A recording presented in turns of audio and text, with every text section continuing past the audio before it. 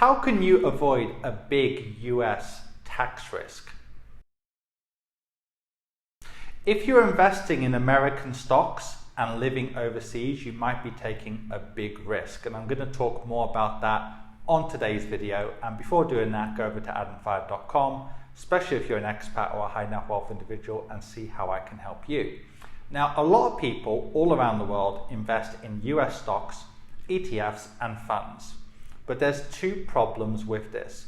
First of all, you've got withholding tax. If you buy stocks domiciled on the New York Stock Exchange, you pay withholding tax. Now, it does depend on several things, such as if you've got a tax treaty with the US. In other words, where you're living now, does it have a tax treaty with the US? Obviously, it depends on several things, and this video is not formal legal or financial or tax advice, but the point is, usually you can't avoid withholding tax on dividends completely. If you're living in a place like, for example, the UAE and many others that doesn't have that double taxation treaty right now, you pay quite a high tax, but in many other countries you might not pay a high tax, but it will still exist to a certain extent. That's one thing.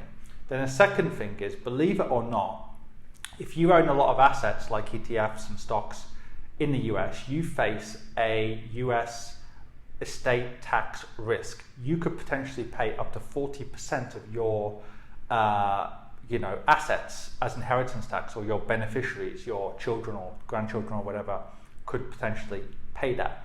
Now, I'm not saying it's a huge risk, but it's definitely a risk.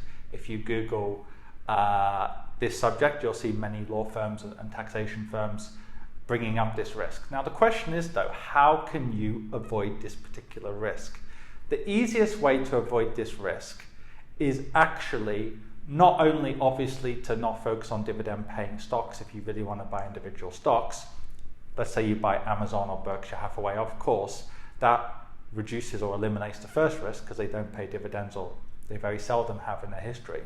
But a second way, the best way actually you can avoid this risk, is by buying US ETFs and funds domiciled on the London or Irish or other stock exchanges. So for example, Vanguard, iShares, all those big companies, they will have the S&P 500 and most other ETFs domiciled in London or Canada, almost identical fees, identical performance, and all those things. But it's there to reduce, or partially there to reduce this risk. And you can buy the S&P 500 domiciled in euros, US dollars, or British pounds on the London Stock Exchange or the Irish Stock Exchange. So you don't need to think, oh, I want to buy a US ETF or a US index fund or US fund.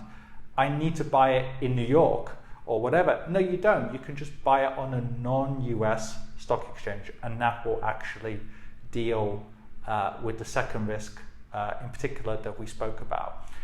Beyond that, obviously, if you're a high net wealth individual, you should consider trusts and other things, but that's more of a general point. When it comes to estate planning, you should go beyond just what I've spoken about here, but that's a topic for another video and something we've helped many people with in the past. But the key point is, when it comes to investing, always remember there are sometimes some hidden tax risks that people don't consider at the time.